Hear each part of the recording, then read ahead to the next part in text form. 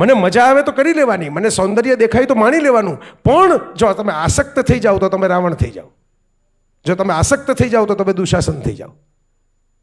આસક્ત નહીં થવાનું. આજે છે ને કાલે નથી એમ માનીને તમે જીવી શકો તો તમે ભગવદ્ ગીતાને પામી ગયા. હું અત્યારે જો એક હોટલમાં છું, અહીંથી મારે ત્યાં જ જવાનું છે, ત્યાંથી ચેકઆઉટ કરીને પાછું આગળ જવાનું છે, બરાબર.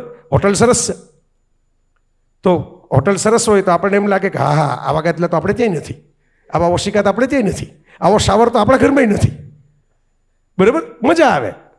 હવે તમે પાછા જતા રહ્યો, ધારો કે આ તો ઠીક છે હું કારમાં જવાનો છું, પણ કારમાં ન જવાનો, ટ્રેનમાં જવાનો હું તો રેલવે સ્ટેશને જાઉં, તો ત્યાં તો કંઈ જે 5 સ્ટાર હોટલમાં જેવી સુવિધાઓ હોય એવી હોય નહીં.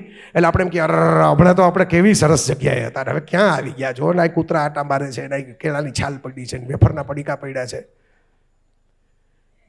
હોટલ ભાડુતી છે. રેલવે સ્ટેશને તમે જે ગંદકીમાં ઊભા છો એ પરમેનન્ટ નથી, વેઇટિંગ રૂમ છે. તમે તો ટ્રેનની રાહ જુઓ છો, ટ્રેન તમને લઈ જવાની તમારા ઘરે. ઘર પરમેનન્ટ છે, જેવું હોય એવું.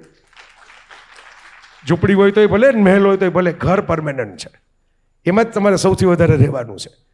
અલ્ટિમેટલી તમારે કોઈ ઘરે જવાનું છે, અને ઘરે જવા માટે તમને નેગેટિવમાં નેગેટિવ જગ્યાઓમાંથી પણ પસાર થવું પડે, અને પોઝિટિવમાં પોઝિટિવ એક્સપિરિયન્સમાંથી પસાર થવું પડે.